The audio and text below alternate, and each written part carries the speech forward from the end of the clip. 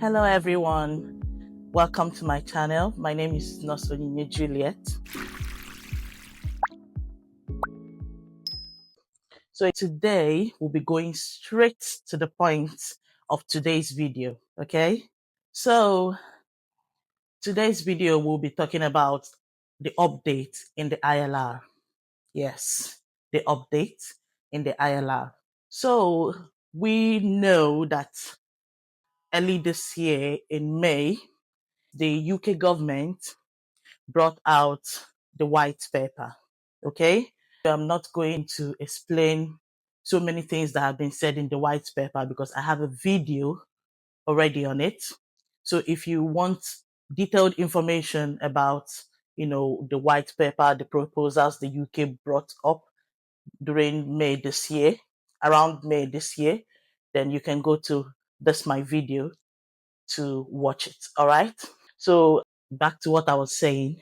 So, the UK government are trying to curb immigration, reduce immigration, okay? And at the same time, they brought out a proposal, especially for those who are, in the skilled worker visa. They brought out a proposal saying that they want to change the ILR from 5 years to 10 years. Okay. Yes. And I also made a video about, ILR, what the UK government said about it, and everything that the UK government said about the ILR. I made a video about that too. So you can go to this video also. I'll also leave a link, for the videos so that you can watch them. That would, give you a better understanding to this video. So briefly, the ILR, which is also known as indefinite leave to remain. People know it as permanent residency. It's just a status that allows you to stay permanently in a particular country. Okay.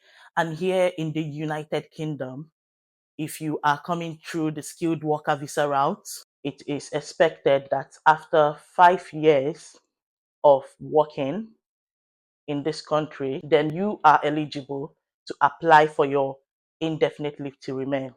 And then you can proceed to your citizenship.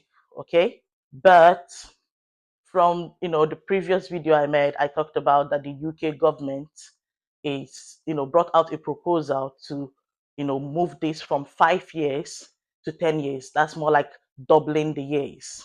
Okay. And so we have been waiting patiently for the UK government to let us know when, how, who are those that will be affected. Is it those that are coming newly into the United Kingdom or those that are already in the United Kingdom? All these questions are still in our minds, and we are waiting for the UK government to give us an answer. So as this is going on, notwithstanding, a lot of doubts, a lot of people are not happy about it. And this brought about petitions to be raised. So e-petitions were raised about this, and two e-petitions were raised, guys. Two e-petitions were raised. And the first e-petition that was raised was concerning the skilled worker visa. Okay. So those that are already in the United Kingdom, they are saying that this new proposal should not affect those already in the United Kingdom. Meaning, if you're already in the United Kingdom and you're on skilled worker visa, you already, before coming into this country, you had a look and said, oh, yes, that after 5 years of working here, I am eligible to get my ILR. Okay. So they are saying it is going to be unfair if those already in the UK are also being subjected to getting their ILR being doubled. Okay. So it's just like someone who started a program, and before you started this program, you made your research, and this program says that you are going to go through it for 5 years. And after 5 years, then you can graduate and get the certificate that you want. And then you can carry on with your life, plan for your job and other things. And now you are probably barely 2 years to finishing point, 1 year, even some months, few months to finish this 5 year program, and they are coming back to you to say, oh, we are making these proposals. We don't think you've had enough or have known enough about this particular program. So we feel you spending up to 10 years in this particular program is going to make you better rather than the 5 years. It's just something like that. Okay. So that's what the UK government are proposing, that extending the ILR to 10 years is going to bring more contributions to their economy and all that. Okay. So, but the e-petition that was raised, which is known, the number is known as 727360. So this petition for skilled workers already here in the UK, that it is unfair for their ILR to be doubled from 5 years to 10 years. So they are saying it is okay, fair if those already in the UK should, carry on with the 5 year eligibility for ILR. Okay. And then the second petition that was also raised, which had over 108,000 petitions, were for the Hong Kongs. Yes, the Hong Kong's BNO status. Okay. So I know at the back of your mind now, you'll be asking, who are the Hong Kong? Okay. So what concerns them with the e-petitions or the ILR? So the Hong Kongs, before 1997, had these political changes that happened that made Hong Kong moved to China.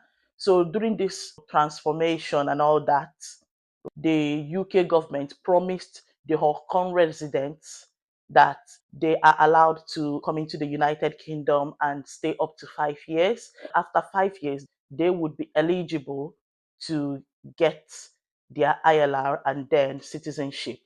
So this was promised to the Hong Kong residents because of the political reforms, changes that happened, from Hong Kong to China before 1997. So this group of people were promised by the UK government that they would be eligible for the ILR after 5 years. Okay. And after that 5 years, they will have this British national overseas visa status. Okay. So that's known as Hong Kong BNO visa holders. These people also raised a concern as well that you've made promise to us that after 5 years we should get our ILR. So if this is not done, it's just like saying that the UK government would be going back on their words if they double the years from 5 years to 10 years for these people. Okay. So all these petitions were raised, and then there's a debate that was held in Westminster Hall on the 8th of September. Okay. This debate was held by the parliament, and the essence of this debate is not to vote, okay, is just to let the government know that these are what the people are saying, just to represent the people and pour out their minds to the home office, a representative of the home office, the government, just for them to be aware that this is what people are saying about this particular proposal that you are trying to change. In that debate, they are not expected, there's nothing like voting, there's nothing like coming out with a final conclusion. It's just more like how debate works. This person saying this particular thing and the other person opposing, all those kind of discussions. Okay, that was what happened in the Westminster Hall on the 8th of September. This debate was held at around 4:30 p.m. And then the debate was started by the MP. His name is Goldsborough, Ben Goldsborough. He started this debate, this meeting, shared about how unfair it's going to be, especially for the skilled worker visa. In this video, I will be talking more about the skilled worker visa. Okay. So he talked about how this is going to be unfair for those who have skilled worker visa and they're already here in the United Kingdom, how unfair is really going to be. And this can also, cause instabilities in places like sectors like the NHS, in the economy, in health sector, because it's going to discourage a lot of people and as well as make a lot of people leave the UK, because most people came into the United Kingdom with plans of after 5 years they get their ILR, and you're trying to say now that you're doubling it to 10 years. And those that are already here, imagine someone who has maybe few months or just few years to get into 5 years in order to be eligible for the ILR, and you are saying that you are extending it to 10 years. So they're saying that this might, cause a lot of problems, okay, which might affect the economy, affect the NHS, affect the health sector at large. So they are asking the UK government to reconsider this proposal. And as other MPs, other people around, and they also made their own contributions. So I'm going to put a clip of this so that you're going to just hear what most of them said briefly, and then you would just for you to hear what's happened briefly. I'm also going to leave a link so that you can also go and watch later so that you have a full idea of what happened in the debate. From many constituents deeply concerned about what these proposals might mean for them in terms of the extension of the indefinite leave to remain to 10 years, and particularly the retrospective nature of the application. Many have come to this country in good faith under the current system, have planned their lives on the assumption of the current system being in force. Many skilled people from right across the world face the choice of where to be a nurse, where to come, where to start a business and contribute. And I'm concerned that applying the 10-year qualifying period retrospectively to those already who live in the UK and made that decision a long time ago now would not be fair and would be deeply disruptive to their lives. I've been contacted by many constituents right across Beckenham and Penge, including Lachlan from Australia, who were en route to qualify for indefinite leave to remain, but now feel uncertain about their future.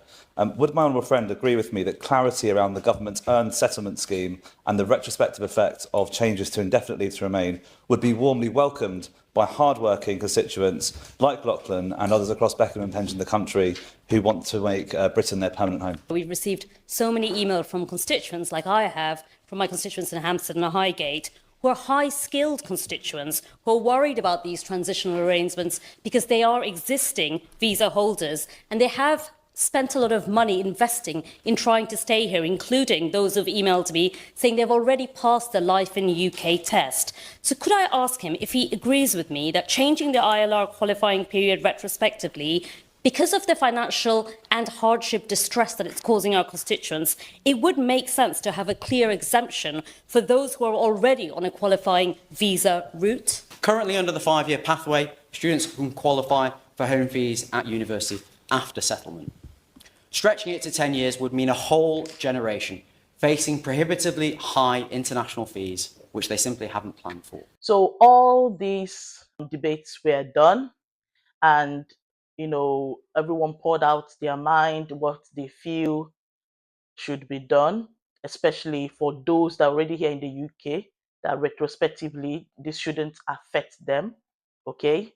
So after raising all these concerns, one of the representatives from the government came up to say, yes, I've heard you people's petitions and all, just to let you know that there's still going to be another consultation about all these whole things before they will finally make a decision. So this is just to say that no decisions have been made yet concerning the ILR. If you even go to the gov.uk website, you are going to also see there that the skilled worker visa is still 5 years. So meaning that it's still more of proposals. And so the representative that was sent to listen to the parliament, okay, said that there's still going to be lots of consultations before the decision will be made. And as for the Hong Kongs, that they should just have it at the back of their minds that they still remember the promise they made to them, to the Hong Kong residents, and that the UK government will see to it that they don't go back on their words. And in this meeting, all these things were done. There's something known as Hansard. This is more like a verbatim speech or words of what everyone in the meeting said, how it was said, who said this and who said that, and the whole conclusions that were made. Okay, so this Hansard I also went through, and in conclusion, they just explained to the government that this is what the petitions that were raised are saying, and we feel that you should look into it. So, guys, let me know what your thoughts are. What if we just wake up one morning and we hear that the ILR is doubled? What are we going to do? What are you going to do? Let me know in the comment section. This debate that was done in the Westminster Hall, do you think is going to create a positive impact when the final consultations and deliberations will be made? But as of now, what I just want everyone to know is that the changes from 5 to 10 years has not been implemented. So it is still a proposal. So for now, do not panic, okay? Do not panic, guys. What I would advise is we should continue with our daily lives, stay positive, and hopefully the government listens to us and not extend it to 10 years, especially for those already here in the United Kingdom. Because if you are coming into the United Kingdom and the rule maybe is changed and they said, okay, you have to stay for 10 years before you can get your ILR, anyone coming then, has made their decisions and have it at the back of their mind that yes, after 10 years, that they are going to get their indefinite leave to remain. Rather than you're already in the country and you are, this close to your 5 years and then getting the eligibility for the ILR and it gets changed. So let me know in the comment section what you think about this. And do you think this is also going to affect the health sector and other sectors? Do you feel that a lot of people are going to leave the UK if the 10-year proposed ILR is implemented? So, all right, thank you so much for listening to me and to my subscribers. God bless you. You are the best. Please like, share, and comment. Thank you for being in my space. Bye.